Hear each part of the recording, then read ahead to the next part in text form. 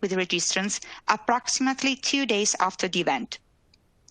I will now hand over to Dr. Firas Al-Naimi, who presents best practice photorejuvenation and removal of pigmented lesions. Thank you very much, Maria, for the kind invitation, and thank you, Candela, for giving me this opportunity to give this webinar. So good afternoon and good evening, dear colleagues, if you are in Asia. First of all, I would like to thank you for taking the time to listen and to join to my webinar. I am based in London, and I have been working on the PicoWay device for a number of years now, and I'm privileged to be the first in Europe with the 2 new handpieces. And we have 45 minutes of presentation, and I would encourage you all to submit questions toward the end, and we will have a dedicated 15 minutes time to answer all your questions. Okay, so before I talk about PicoWay, let's step back a few years back to when we had the Q-switch lasers, the nanosecond lasers. And I think the take-home message is the key difference between the Q-switch lasers, which are still around and available, and the Pico systems is in the pulse duration. And that makes a huge difference in terms of the tissue interaction. So the picosecond lasers have been around for just under a decade now, and because of that shorter pulse duration, what we are having is we are having much more of a photoacoustic or a photomechanical effect rather than a photothermal effect. So in simple terms, moving from the nanosecond lasers with a longer pulse duration, as you can see, 1 nanosecond will equal 1,000 picosecond. Moving from the nanosecond to the picosecond, the tissue interaction is going to rely less on heat and more on a photomechanical shattering. Now, initially, most people link the picosecond lasers to tattoo removal, and whilst they're absolutely fantastic in transforming the way we treat tattoos, much more efficient, even with professional multicolored tattoos with fewer sessions compared to the Q-switch lasers, it's very important to note that the applications of picosecond lasers in clinical practice are way beyond just tattoos. And today I will not be talking about tattoos. I will not be showing any images of tattoos or cover tattoos.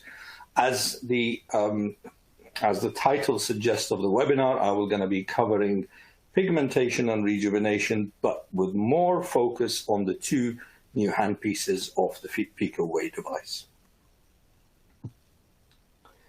Okay, and I think this is also an important principle of physics that also differentiates the Q-switch nanosecond laser on the left-hand side, thermal relaxation time, from the picosecond laser on the right side, stress relaxation time. Now, you have to also take into consideration that the Q-switch lasers were invented following the selective photothermolysis theory that was published in the early 80s by Rox Anderson, which essentially means that you will match the pulse duration to the thermal relaxation time of your object. So when you have a small object, such as a small particle of tattoo ink, for example, then you need a short pulse duration. And with that, we are still relying on heat, and we can see that in the difference in the fluence that we are going to use, even for the same spot size and same wavelength between a pico and a nano. With a nano, we're going to be using a higher fluence because part of this relates to the thermal relaxation time. Whereas when we are using a very short pulse duration,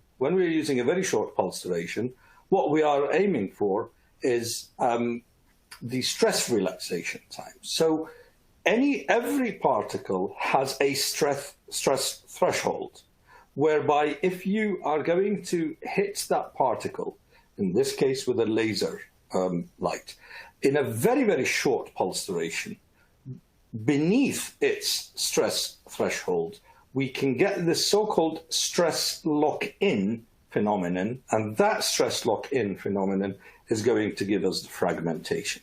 So basically, the shorter the pulse duration, the faster you are going to hit the tissue, you are going to get a phenomenon that's called the stress lock-in, which essentially means that you're going to be relying on the stress relaxation time, which is very short for small particles, rather than the thermal relaxation time. And this is why we don't need higher fluences and a lot of heat. And the benefit and the advantage of that is that we are not going to have complications as well, because many of the complications, particularly in darker skin types and higher skin types, will relate to excessive heat. So this is a key principle to appreciate. And really, great thanks to a pioneer colleague in Japan who did a very elegant study that was published here. And this histology, which you can see on the left-hand side, that is with a Q switch, and on the right-hand side, that's with a pico. But even for the same wavelength, look at the effects of the pulse duration difference. What you see on the left-hand side, where the arrow is showing, you're seeing a lot of these vacuoles. You see damage to the basement membrane. So that is the membrane that separates the upper part of the skin, which is the epidermis, from the deeper part of the skin, which is the dermis. You can see separation. You can see damage to the basement membrane. And you can see the damage extends beyond the melanocytes. So essentially, when you're using a longer pulse duration, in this case, a nanosecond, which is longer than the pico, you're going to get collateral damage beyond the melanocytes, and you're going to get that with the basement membrane. That increases the risk of post-inflammatory hyperpigmentation in higher skin types. But look at the image on the right-hand side. For the same wavelength, when we are using the pico, the injury is confined to the melanosomes and within the melanocytes, depending on the fluence that we're using. But we do not have this extension of the damage to involve the basement membrane and a damage beyond the melanocytes. This image, this histology slide, is absolutely powerful. I mean, this really is worth 1,000 words, because it clearly shows the difference between the short pulse duration and the confinement of the injury within the melanocytes, and the longer pulse duration that gives us this injury that extends beyond the melanocytes. Let me give you another example just to make it a little bit more clinical for you. The Gentle Max Pro, okay, from Candela, which we all know is a great system, which has the 755 alexandrite and the 1064. Now, with the 755 from the Gentle Max Pro, we can also use that for superficial epidermal pigmentation. And we use that with a very short pulse duration. What we're doing there is essentially exactly the same as what you see on the left-hand side of the image. We are heating everything. We are doing this pan-epidermal injury. So the injury is extending beyond the melanocytes to involve the keratinocytes, damage to the basement membrane. And this is why we get that crusting. This is why we get that separation and that peeling off of the superficial epidermis that will then slough off the benign pigmentation that we're treating. And when we're using the Gentle Max Pro in that way, we are using a millisecond. Okay, which means it's even longer pulse duration.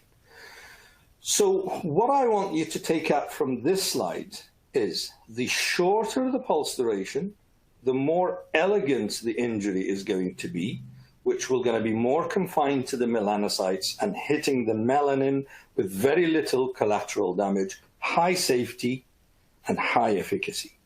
The longer the pulse duration is going to be, so that is getting into the nanosecond or even into the microsecond or millisecond, the more collateral damage you are going to get. You're going to get then the damage that extends beyond the melanosomes and the melanocytes into the keratinocytes and to the basement membrane.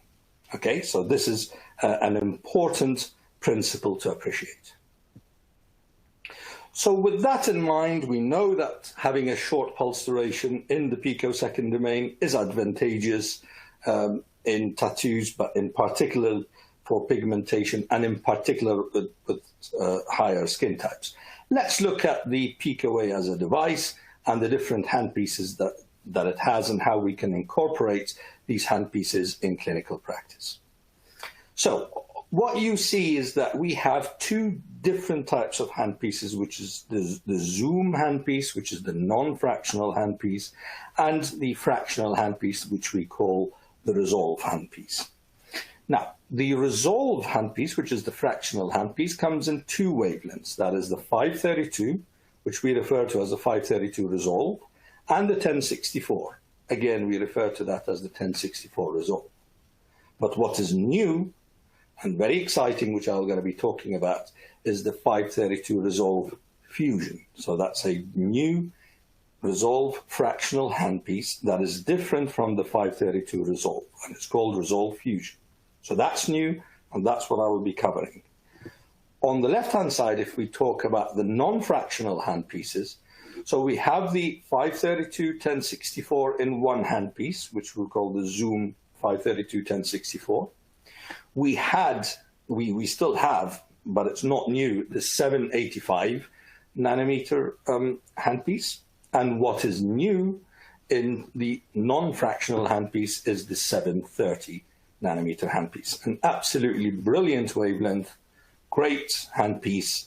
And again, this is what I'm going to be talking about. So the bulk of my presentation today is going to be about the two new handpieces of the PicoWay. That is the 730 nanometer non-fractional handpiece and the new fractional handpiece, which is the 532 resolve fusion handpiece.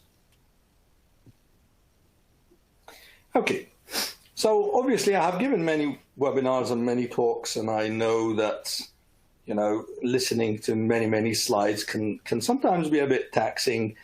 What I want you to do is to just help me so that I can help you, give you some valuable tips and few things to remember. If there's anything I want you to remember from this webinar, it's just being able to answer these three questions.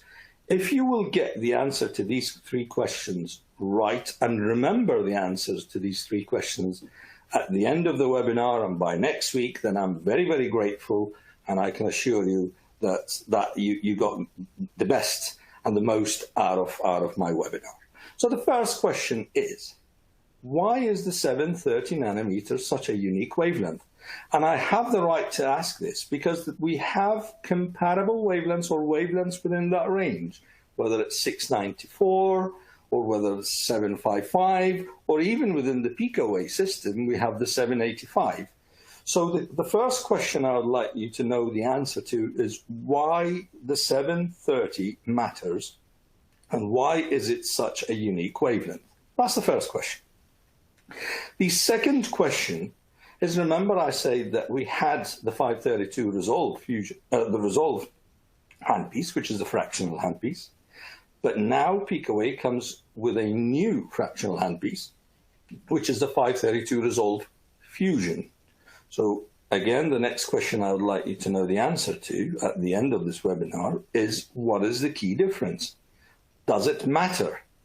What is the difference between the 532 resolve and the new handpiece, which is the resolve fusion? And the third thing which I'd like to answer, and this is really coming out of the questions that I typically tend to get or as I give lectures and as I interact with colleagues, is the difference in terms of the mechanism of action between the shockwave injury that we have from the Pico to the thermal injury that we have with other fractional devices. So I'll try and answer these questions. Okay, so as promised, let's start first with the 730 handpiece. And I will just cover the tattoos with only this one slide because it is relevant to this handpiece. But once again, the bulk of the talk is just going to be on pigmentation and rejuvenation. So if you look at two key colors that are typically difficult to treat with the 532 and the 1064 wavelengths, which are the blue and the green tattoo, what you will find is that the 730 is very unique in targeting these colors. So when it comes to the blue ink, it has a higher affinity to the 730 compared to the 670, the 755, or even the 785 nanometer handpiece, which is another handpiece of the peak away. And when you look at the green, with the exception of the 670, the 730 again has a higher absorption, or the green ink has a higher absorption to the 730 wavelength compared to the 755 and again the 785 from peak away. So what does this mean in practice? In practice, this means that having the 730 handpiece, for those practices that you use the peak away for tattoo treatments, for tattoo removal, is that you have a handpiece that is very good for green and blue tattoos and is going to perform better in green and blue tattoos compared to some of the handpieces that are already available, including the 785 that we have within the peak away. But again, that was the only slide that I was going to talk about tattoos. But if we start talking about pigmentation, this is when it gets really interesting. With the 730 wavelength, if we look at the wavelength, so for those who are starting within the lasers or perhaps at the beginner level, the key thing to remember is that as the wavelength is shorter, the absorption of melanin is higher. So this is why we all get sunburns when there is a lot of UVB exposure, because it's a very short wavelength. The ultraviolet B is a very short wavelength, highly absorbed by melanin, which is found in our skin. This is why we tend to get sunburns and dry skin, etc. So the shorter the wavelength, the higher the melanin absorption.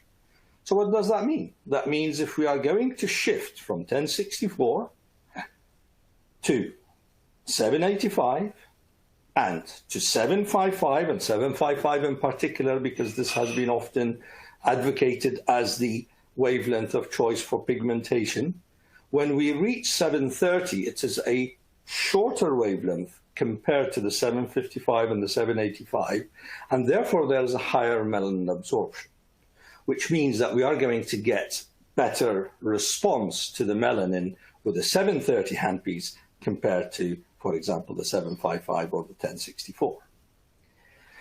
And the other thing which is also important is the relationship between the melanosome to blood. In other words, what we don't want is we don't want too much absorption by melanin, but also at the same time absorption by hemoglobin, which is blood. And an example of that is the 532 wavelength. We know that the 532 is a shorter wavelength and therefore very strongly absorbed by melanin, but it's also absorbed by hemoglobin. And this is why typically when we use the 532 at certain fluences, not high fluences, we tend to get the petechiae and the purpura. We see that classically with the lighter skin type. That's fine. It will stay there for a few days and it will settle. But in the higher skin type, that petechiae and that purpura from the 532 can be a bit too inflammatory, too aggressive to the higher skin types. Hence, they can get post-inflammatory hyperpigmentation. So what we want is we want a wavelength that is highly absorbed by melanin, but poorly absorbed by blood. And this we refer to as the melanosome to the blood ratio. And that is very high with the 730 handpiece. So with the 730 handpiece, we have high absorption by melanin, but very low absorption by hemoglobin. And this is why, even with high fluences with the 730, we don't get the purpura, we don't get the petechiae, which again means it's safe in the higher skin types, because we are not going to create all that inflammation. Because that's the other thing.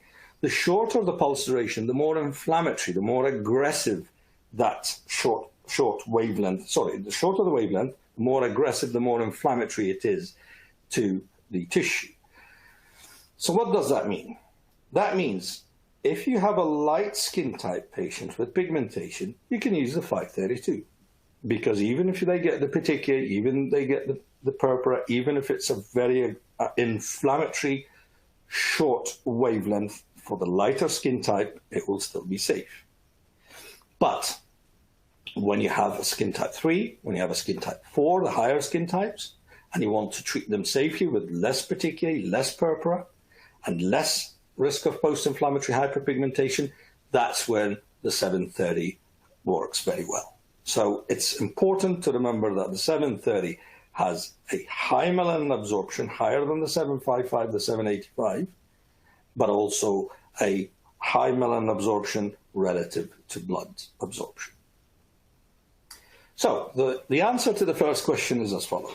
Why is the 730 unique? It is unique because it has a better penetration, because remember, the longer the wavelength, the deeper the penetration. So even for the shallow dermal pigmentation or for those thick epidermal lesions, the 730 is going to still penetrate better than the 532. It is safer in the higher skin types because there's going to be no petechiae in purpura. And remember, the longer wavelength means it's less aggressive on the tissue. And therefore, it's best positioned for pigmentation. The 730 is still going to be better than the 755, and especially the current available 755 in the market, because A, it is going to be stronger absorbed by melanin. It's a shorter wavelength, but also the pulse duration is shorter. And remember, shorter pulse duration is also going to rely more on a photoacoustic effect and less on photothermal effects. So that was the answer to the first question.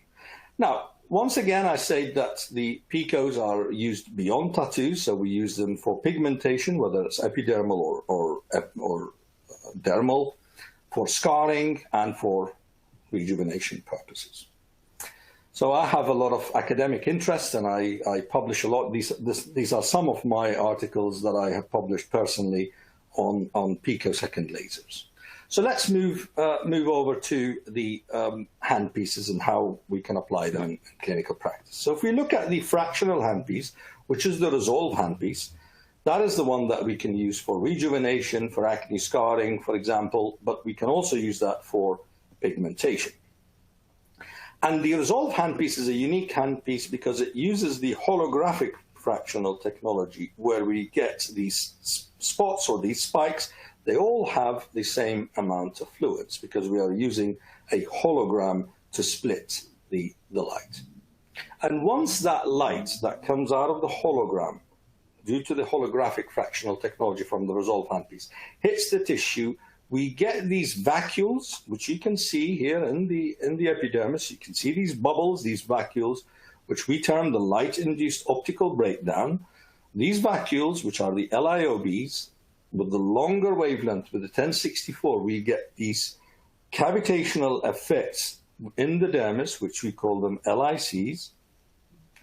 And the LIOBs and the LICs, what they do is they get us cell signaling, cytokine release, and eventually lead to better collagen. And we know that these LIOBs, these micro-injuries that predominantly appear in the epidermis, because the melanin is the primary target, so we get these vacuoles. We know that their sizes differ depending on the wavelength that we are using, and also their number increases as we do subsequent passes. And this is one of the reasons why we say when we are using the Resolve fractional handpiece, we do a number of passes, because with a number of passes, two things happen. The existing LIOBs, the LIOBs that have been formed from the first pass, will get larger with the subsequent pass because they will absorb more of the light. So larger LIOBs means also more cell signaling, better results. But also with subsequent passes, we are going to generate more LIOBs. When we have more LIOBs and larger LIOBs, we are going to get better tissue interaction and better results. This is how it looks with imaging. You can see, I have pointed that, the LIOBs, so you can see these bubbling, these vacuoles, and these vacuoles are essentially LIOBs, and they are going to create this cell signaling and wound healing process. So this is the answer to the second question. Colleagues often ask me, what is the depth of injury? Or they will say, I am treating someone with acne scarring. I want to know how deep I can go, or can I go to 600 micron or 500 micron, or I'm worried I'm only going to be in the epidermis or very shallow. And that is because the way we were trained initially, myself included, when we were using 10 years ago the fractional non-ablative laser, is we were looking at depth of penetration. But that is because we were using wavelengths that were relying purely on water absorption. Hence, there was a linear association with the fluids. So take the Frax Pro, for example, from Candela. So the Frax Pro from Candela has a 1550 nanometer wavelength, okay, targeting, so it's absorbed by water, targeting the dermis in order to get rejuvenation, or in the case of scarring in the dermis, we are going to use the 1550 Frax Pro. When we were using that wavelength, if you want to get deeper, because the scar is deeper, we are going to use higher fluence, because there is that linear association between the fluence and the depth of penetration. So that is, for example, with a fractional non-ablative laser that relies on thermal injury. But when we are using the resolved fractional handpiece with the Pico, it is non-ablative because the tissue is still intact. We have no ablation. It's still fractional, but it's not thermal. It is not thermal. We don't need anesthesia for it. There's no heat being generated. We use low fluences that don't generate heat, but it's a shockwave. And shockwave, if you just go into any physics book and read about the shockwave, you know that the injury of shockwave propagates. So it propagates in 3 dimensions, and it initiates wound healing. So we get a blast in the dermis, and we get this propagation of the shockwave, and that propagation of the shockwave, okay, is going to give us that wound healing. So in essence, higher fluence, okay, is just going to give us more of a shockwave and more impact on the tissue and more injury, which leads to more wound healing and, you know, eventually better collagen. A lower fluence is going to give us less of that shockwave and therefore less of an injury. But don't think about it when you're using the fractional handpiece from the Pico. Don't think about it much in terms of the depth, because it's a 3D expansion of the shockwave injury, as much as you will think about it in very simple terms. Am I going to create a bit of an injury or a lot of injury? And that magnitude of injury is what you're going to do with the fluence. But we know also that there is depth of penetration with the different wavelengths. So currently, for the Resolve 532, it's often used for epidermal pigmentation. For pigmentation, we use it because of the depth of penetration, and the LIOBs are there in the epidermis, whereas with the 1064, we get the LIOBs, but we also have that deeper penetration that can give us that shock wave also in the upper parts of the dermis, and that 3D expansion of the shock wave can lead to more neocollagenesis. So, to prove this, I was involved in a study, and this study is now published. I'm the senior author in this study, where we looked at the histology of comparing low fluence of the 1064 Resolve fractional handpiece versus high fluence. So what we would expect is with the low fluence, we're going to get less of a shock wave injury and therefore less of wound healing. And with a higher fluence, we're going to get more of a shock wave, more LIOBs, and more wound healing. And that's exactly what we saw in my study. So on the left-hand side, with the low fluence, you can see fewer LIOBs. With the higher fluence, you can see more LIOBs. And again, with the low fluence, look at the vacuoles. You can see some LIOBs, but look at the size of the vacuoles and the number of the vacuoles with the high fluence. You simply have more LIOBs. And that meant also that there is more, when we looked at procollagen type 3 staining, there is more procollagen type 3 staining with the higher fluence.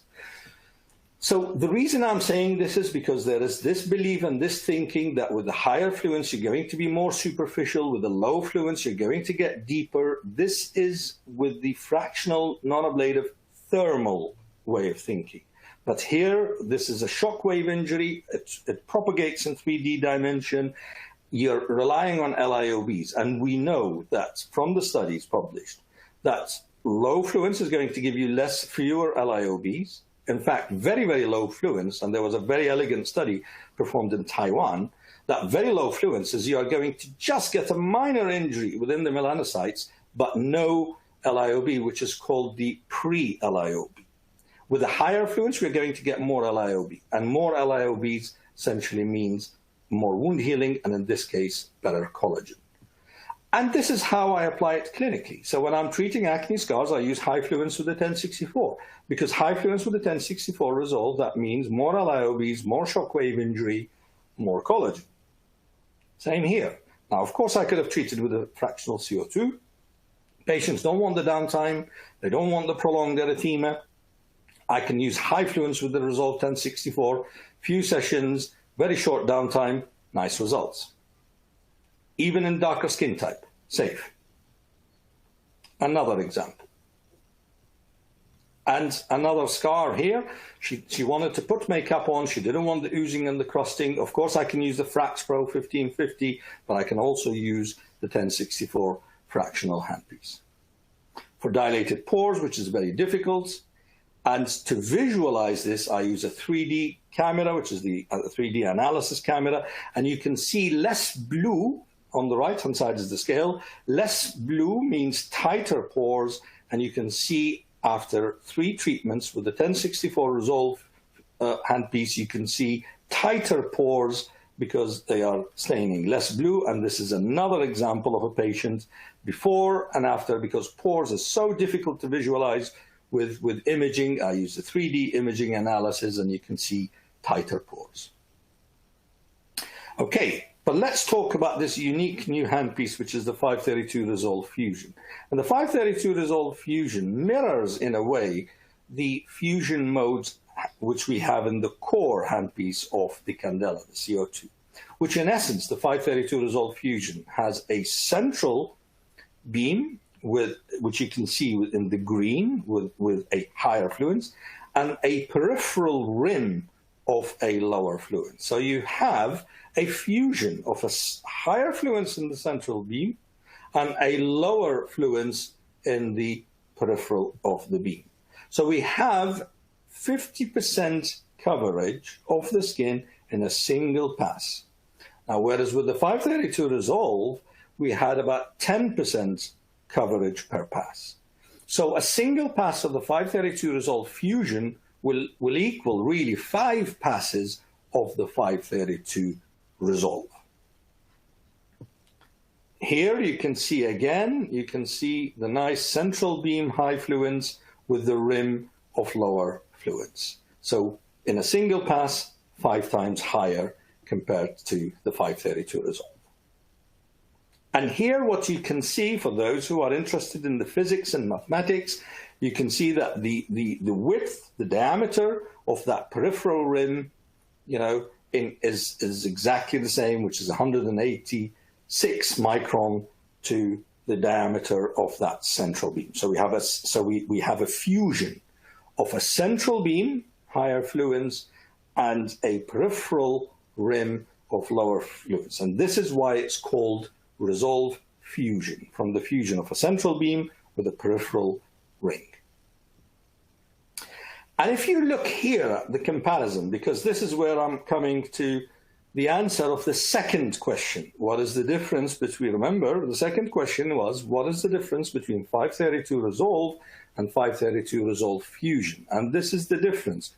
Whilst the maximum energy is the same, if you look at the central beam, the energy is lower in the fusion compared to, obviously, all the energy in the Resolve, and we have that lower energy in the peripheral ring. What does that mean clinically? Now, clinically, for sure, I can tell you, I get amazing results with the 532 Resolve Fusion. But the one interesting point that I have noticed, having treated many, even with the higher fluence, is I'm not getting the typical petechiae and purpura I used to get with the 532 Resolve. So with the 532 Resolve, those of you who have a lot of experience with it will know that with certain fluences, you'll do a few passes and you will get some petechia. And whilst this is not a problem, some patients panic about it, takes a few days and it settles. And that is coming back to the shockwave injury. That's because of the propagation of the shockwave injury. 532 is absorbed by hemoglobin, but it's a very short pulse duration to give coagulation, but it gives fragmentation of the small vessels. It's a shockwave injury that propagates and breaks the capillaries in the dermal papillae, in the upper part of the dermis, and as a result you get these petechiae because of the shockwave injury. And this is why we used to say, if you get the petechiae, that means you'll get good results, because that means you have enough shockwave injury, okay, to propagate and reach the dermal papillae and give fragmentation, which means that you have reached a specific threshold of a shockwave injury that's going to give you the LIOBs and is going to give you the results. We know that from clinical experience. But with the 532 resolve fusion, because the fluence, the maximum energy of the central beam is still lower, I'm not getting the petechia, but I'm getting clearance of the pigment, which means patients are very happy and not worried about petechiae, and I don't need to worry about explaining it to them and reassuring them.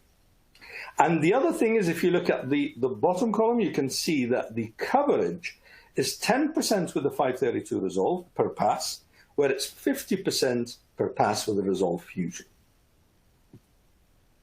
So, hyperpigmented scar, brown, look at the nice flattening and decrease of pigmentation. Now, this is one of the earliest models who I wanted to do a split face on her. On the right-hand side, so left on you, was treated with the fusion, and the other side with the 532 resolve.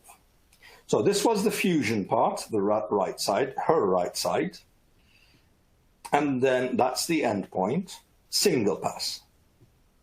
And here I did 5 passes resolve to match the same clinical endpoint. Now, unfortunately, we are in a lockdown, but she sent me the image. She couldn't come because of her area wasn't restricted.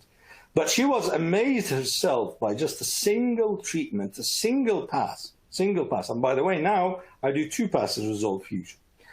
With a single pass resolve fusion, she commented that the pigmentation is much nicer and faded in the right side compared to 5 passes, matched clinical endpoints, so relatively higher fluences on the 532 resolve. Now, other patients, 532 resolve fusion. Single session. Look at that. Nice clearance of pigmentation. The other side. What I like about this handpiece is the patients say the skin feels smooth and nice too. This is where I now combine the 730 handpiece with the 532. Very simple tip. The standouts, so all the big lentigos or freckles that you can see and identify, hit them first with a 730. You are not going to get petechiae because there is no blood absorption with this wavelength. Hit them first with a 730, get the darkening and the frosting, then do 1 to 2 passes of 532 resolve fusion. Look at the beautiful result. I mean, the patient was really grateful and very, very happy. This is just 730. Darker skin types. So the East Asians, higher risk of post-inflammatory hyperpigmentation with the 532. They're going to get petechiae. It's a very short wavelength, very aggressive, very inflammatory in the higher skin types. But look at the nice darkening with the 730 and nice clear. So I wrote about that in the PMFA. This is the Journal of PMFA, about my early experience using the 532 resolve fusion and the 730. Don't forget the 785. If you have the 785 handpiece, that is also absorbed by pigment. This is not just a handpiece for green and blue tattoos. You can also treat it. You can use pigmentation. This is a nice case. A close-up view, this is with a 785, but you can reach the same with the 730. Here, you can use a 532, or you can use a 730. So 532 will going to be for the lighter skin types, or for the very, very, very light pigmented lesions in the higher skin types that are really not or slowly responding to the 730. So this is why it's nice to have both 2 wavelengths. Because for the lighter skin types, 1 single treatment, 532. They will get petechiae, they will clear their pigments. For the higher skin type, 730. But sometimes, even with the slightly higher skin types, for those very light pigmented lesions where they are not really responding that well to this wavelength, I can then move over to the 532. So another example. So the standouts were going to be with the zoom, followed by resolve everywhere. Cafe au lait macule, beautifully cleared. 532 resolve fusion, one single treatment. Once again, the standouts, so all the freckles that you could see, hit them with the 730 and then finish off with the 532 resolve fusion. Same principle here. 730 handpiece and higher skin type, you can reassure them that there's going to be no petechiae and purpura, and there's going to be no post-inflammatory hyperpigmentation, or very, very, very low risk of post-inflammatory hyperpigmentation, and less than 5%. Whereas it's higher than 10% or even higher than 20% with a 532, depending on the ethnicity and depending on the fluence that you're going to get. 730 handpiece, nice clearance.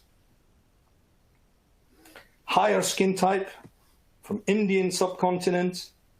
730 handpiece for the standouts. Low fluence 532 resolve fusion for the entire area. And look at the before and after. He was using lots of creams and had a laser elsewhere. 730 handpiece. Look at the reduction in the pigmentation, and these are typically very difficult pigmentation patches to treat in skin of color. Argyria, which is secondary to silver staining, so essentially it's a silver tattoo. This is with a 730 handpiece. This was another one with the 1064 that wasn't responsive to the Q switch, and I already published this in the Journal of Cosmetic Dermatology. So the Pico Way, remember, has the 532 and the 1064 in the zoom handpieces, has the 785, and what's new is the 730. And why is the 730 unique? The 730 is unique because for tattoos, it's good for green and blue. But for pigmentation, and particularly, it has a high absorption of pigmentation, higher than the 755 and the 785, but low absorption by hemoglobin. And this is why, even with a higher fluence, we're not getting the petechiae, so it's safer in higher skin types. And then we have the resolve fractional handpiece. We have the 1064 and the 532, but what's unique is the 532 resolve fusion, which has a 50% coverage per pass, and I typically do 2 passes. I'm not getting the petechiae because the central beam energy is lower compared to the 532 resolve. So you're not getting the petechiae that patients will worry about, but you get a nice, beautiful clearance of pigment. So usually it's a hybrid model treatment. I tell the patients, the ones that I can see where if I give you a white pencil of a white makeup pencil, if you can circle individual ones, these ones I will hit first with a 730, okay? Use the small spot size, get the right fluence to get a little bit of that frosting, 1 or 2 passes, then change over the handpieces to the 532 resolve fusion, 1 or 2 passes, and you will get beautiful results, as I showed you earlier. And where does it sit? I think positioning of the device is important too, because you can see the Pico Way on the left-hand side. And remember, the pulse duration is important, because when the pulse duration is short, we're relying on shock wave and injury. We're relying on a stress lock-in phenomenon. So stress relaxation time.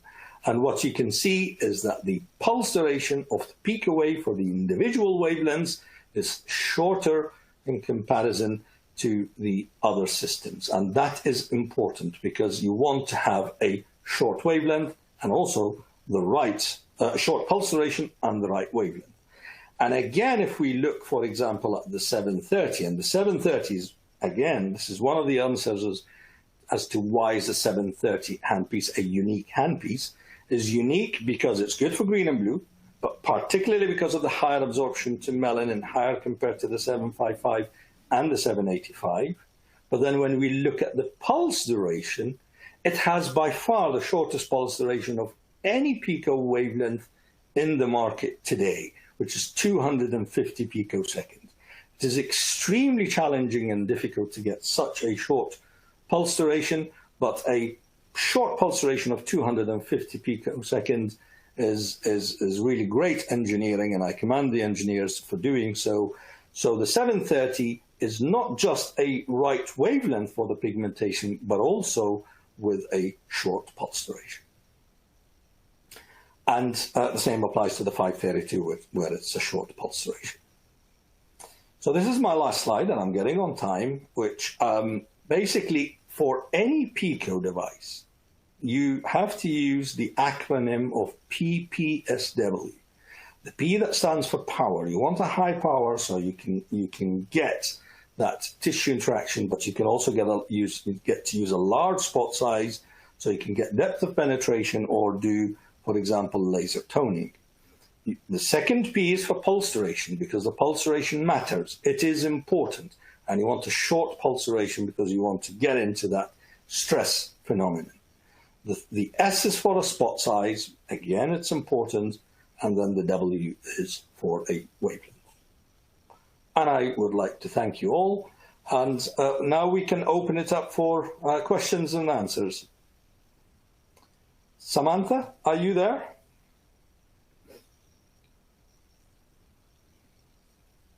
So I can go through some of the questions that I can see because the questions are appearing. So Alvaro, thank you very much. Says great, excellent lecture. Thank you.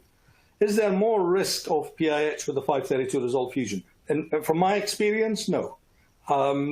I think, you know, with any injury, with any mode of injury, you know, with the higher fluences, you always we're going to have to warn the patients. But as you have seen in some of the images, patients from the Indian subcontinent, skin type 5, patients from East Asia with skin type 4 typically tend to get PIH.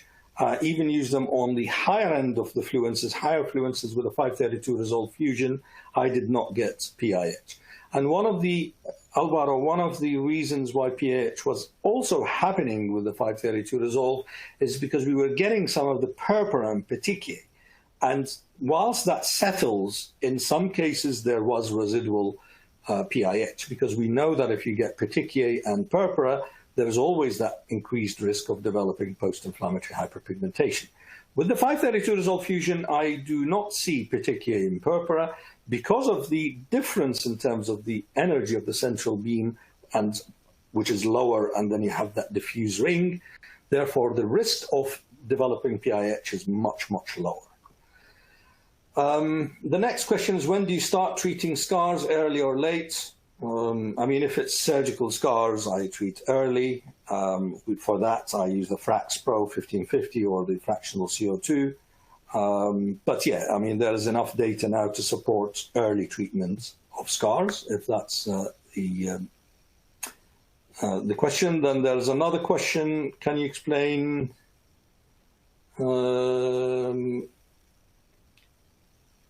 that I'm struggling to understand? They're talking about different machines. I guess what the difference in the glow between PicoSure and PicoWay. So one of the doctors is asking the difference in terms of the glow between the PicoSure and the PicoWay. And to answer this question is, you're going to have to take into consideration the wavelength that is used, because if we are talking about, for example, a 1064 Resolve that we are using, and then we are using a 755 with a PicoSure, then it is an unfair comparison because we're using two different wavelengths. But this is exactly the reason why I say to you the 730 is such a unique handpiece, because when we're talking about pigmentation, you can treat the pigmentation better with the 730 compared to the 755. And if you're alluding to fractional treatment handpiece, then the 532 Resolve Fusion handpiece is the one that I'm using, even in the higher skin types. And you just need to use a lower fluent. So the 730 is better than the 755 because of the way it absorbs melanin better and the relationship between melanosome, melanin, and blood. And the 532 Resolve Fusion handpiece is my go-to handpiece for this panfacial treatment of the glow. Then we have another question. What is your suggestion to treat pigmentation due to hydroxychloroquine? Well, good question. regardless whether it's hydroxychloroquine or minicin, we're talking about drug-induced hyperpigmentation, which is a dermal type of pigmentation. So you're going to be using a longer wavelength, such as the 730 or the 1064 handpiece.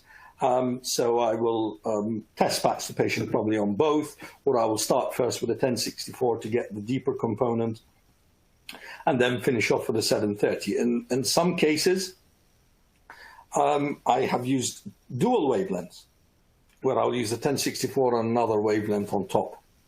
But you are going to approach it as dermal pigmentation, because drug-induced hyperpigmentation, regardless of the type of drug, is typically dermal, and therefore you're going to be using a longer wavelength to get into the dermis. And there are a few other questions. Thank you. Okay, thank you back. I'd like to ask if I'm going to add a new laser to my clinic, could I skip any Q-switch laser and reach directly to peak away? This is to say, peak away can substitute all function of a Q-switch laser. Absolutely. I mean, look, the correct answer from the scientific point of view, you know, I'm not going to talk about the business side. From the scientific point of view, absolutely. There are three key advantages to the Pico as a system, okay, compared to the Q-switch. Three advantages. Advantage number one, better results for multicolored and professional tattoos.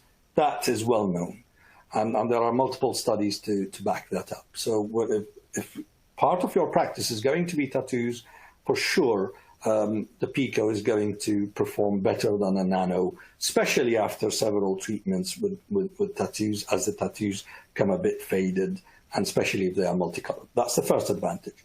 The second advantage, as you saw in my histology slide earlier, you're going to get a higher safety with the Pico compared to the nano, and especially higher safety in the darker skin type, and treat potentially the more difficult type of pigmentation. And the third advantage is you have the fractional handpiece, which is unique, which you can't really get that type of fractional handpiece with the LIOB's injury and that shockwave injury of the fractional handpiece with the Q-switch, but you can get that nicely, or at least nicely and proven histologically with studies with the fractional handpiece. So in my opinion, this question is easy to answer. Absolutely. If you have to choose between the Q-switch and the Pico, you go for the Pico, and there is no need for the Q-switch in practice. Let me go for another question. Actually, you know what? I will answer this question differently as well. I have traveled to many countries around the world, and I've given many, many lectures, and I've done many workshops.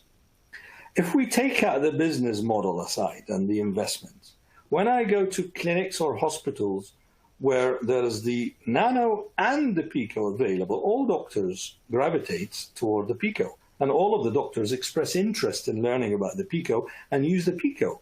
And because doctors understand and appreciate the physics and the science. So when they have the choice, okay, when we're not talking about the investment side of things, but when they have the choice, they will choose the Pico. They don't need convincing. It's only when the business model starts to get into the equation that they start to rationale things and think hard about it. But if you take the business model out of it, all the doctors will gravitate toward the Pico. That's my experience having lectured in around 60 countries around the world. Another question, how would you treat lichen planus pigmentosa? I am having 2 patients now currently under treatment. Didn't put the images on because they're still under treatment. Good question. For lichen planus pigmentosa, I will do Pico toning, followed by 5mm spots, depending on the skin type, 1064 or 730, 1 or 2 passes, cool the skin, a number of sessions. So I'll do the combination of toning and spot treatment. Another question, what is your setting parameter for ochronosis? Ochronosis is difficult. We have published that. So if you type in my surname, go to PubMed, type in my surname, find an article on ochronosis. We have published with our Mexican colleagues, and the settings are there. But essentially high fluence. So we did the combination of the 1064 resolve and higher fluence. So you start with 1.9 and then increase with subsequent treatments. And for the macular component, as you know, there are macules with ochronosis. You can use a small spot size of the 730 and then use a high fluence and get the frosting. So it's a combination of 1064 resolve, high fluence, multiple passes, and then the 730 you can use, or the 532 if you don't have the 730 for the individual macules. I'm trying to get to all the questions so I can be fair to everyone. I have answered those. There's a question about would the 730 be best for treating melasma as well? The honest answer is melasma is not ideally treated with a laser. It is possibly the third line combination treatment. A first line treatment is topical treatment. Second line treatment is combination topical, possibly with chemical peels. For the moderate to severe melasma, I put them on oral tranexamic acid, and I'm open about the doses. I start with 250 milligram twice a day, so that's 250 twice a day for 3 months. If there is very good improvements, I then just step down to 1 tablet a day for another 3 months. If there's been no improvement, I stop. So topical treatments, very strong sun protection, including blocking visible light. That's very important. So you're going to have iron oxide or lycocalcan A, because you need to block the visible light as well. And oral tranexamic acid. If I then add a laser, I will use the 1064 large spot size and laser toning. So that would be a 6 or an 8 millimeter spot size, depending on the skin type. For the higher skin type, it's an 8 millimeter spot. For the lighter skin type, 6 millimeter. At 10 hertz, 2 to 3 passes, low fluence. The 730 for melasma is not something that I would do. And once again, melasma is not ideally treated with laser. And even if you get improvement with laser, it tends to be temporary. So melasma is different. There is another question. What is the recommendation for Becker's nevus? I mean, it's a good question. For Becker's nevus, I have published, by the way, in 2016. If you look at one of my publications, 2016, Journal of Cosmetic and Laser Therapy, I did a full article exploring all the wavelengths. For Becker's nevus, it's best to do multiple test patches with different wavelengths. So the way I explain things is that you go from low, mid to high fluence. So low fluence is typically what you're going to use for melasma and perhaps PIH in a darker skin type to start with. Mid fluence is going to treat most of the conditions. And then high fluence is really, as you progress with the treatments, starting from the mid fluence, you will end up with high fluence, or for these difficult to treat pigmentation, where from the outset, you're going to start with high fluence. And Becker's nevus is one of those conditions, because Becker's nevus doesn't respond that well to lasers and is unpredictable, but typically requires higher fluence. So what I would do, I would suggest you do a small area test patch with a 1064 at relatively higher fluence. So you're going to be needing a 5 millimeter spot max, 4 or a 5 millimeter spot, because if you are going to use a larger spot size, even you're going to get deeper, but you're not going to get the right fluence. And do another test spot with a 730 and even with a 532. So I have one patient who did not respond to the longer wavelengths, but had good response to the 532. And the same applies to nevus of Ota sometimes. Again, I published on this, but that was a few years back when I was a trainee in Manchester. And we even had some patients who responded better with a 532 compared to the 755 or the 1064. So my advice for the Becker's nevus would be is to do test spots with different wavelengths and take it from there. But they typically require high fluence. Then there is another question, because, I mean, thank you very much for submitting questions, because this is how we learn, really. There was one question about using high fluence Resolve 1064 for acne scars. Good question. Yes, and thank you for that question. Absolutely. Remember, the key thing to appreciate is not to be too focused on this depth issue, because that is important if you're using the Frax Pro or if you're using the core. So it's important when you're using a wavelength that is absorbed by tissue water, and therefore you can decide on the depth, and where depth is important because it's a linear relationship between fluence and depth. But with the shockwave injury of the PICO, it's a different concept of injury, and we need to separate these two injuries. There's a thermal injury, which relies on depth and coagulation, and there is a shockwave injury, which is a blast injury, and you get this propagation of the shockwave in 3D and the formation of LIOBs. And the more LIOBs we have, the more better wound healing. Okay, and I showed that in my histology study, and this is from my clinical experience, but also even from the other wavelengths, to be fair to them, from other companies, they have also done studies that showed essentially the LIOB shockwave injury gives us a wound healing response that upregulates collagens. If I have a patient with acne scars and I treat with a 1.1 or 1.3, I am not going to get good results. And that is because that fluence is low. I'm not going to generate a lot of LIOBs. I'm not going to get much of a shockwave injury to get that wound healing. So regardless of what I think about the depth, but when I'm using a higher fluence, as I showed again in my histology slide, I'm going to get more LIOBs, and I'm going to get more of this shockwave injury that propagates in a 3D dimension, and I'm going to get better results. Absolutely. 100% is my experience. Using a higher fluence with the 1064 resolve for acne scars gives me better results. Then there's another question coming up.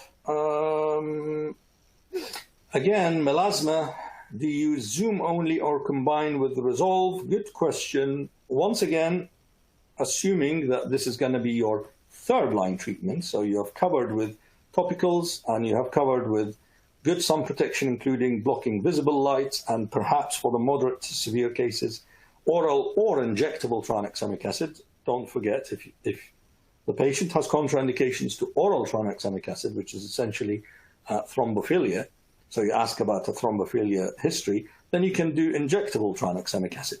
If you then want to use the PICO for melasma, I typically use low fluence resolve, because with a low fluence resolve, you're just going to get some LIOBs, but without much of that shockwave injury, or even as our Taiwanese colleagues have very elegantly showed in their histology, you get this pre-LIOB. So you just get to start to get that damage within the melanin, within the melanocytes, but no, or just very, very small early LIOB formation, and followed by a large spot laser toning, which is essentially 1064 zoom handpiece, 6 to 8 millimeter spot, low fluence, less than a joule, 10 hertz, multiple passes. This is a well-known technique invented in Korea years ago and practiced worldwide. So it's a combination of resolve at low fluence and large spot size 1064 zoom, which is called PICO toning. So PICO toning essentially relates to laser toning using the 1064 large spots.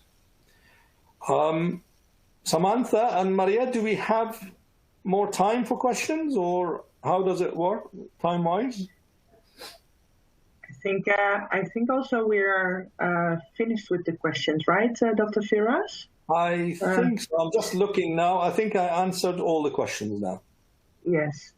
Well, then we finished the advanced clinical training. So thank you very much, Dr. Firas, for your time and the wonderful lecture. Really appreciate. And this is the end of the webcast. Thank you. Thank you very much. Thanks.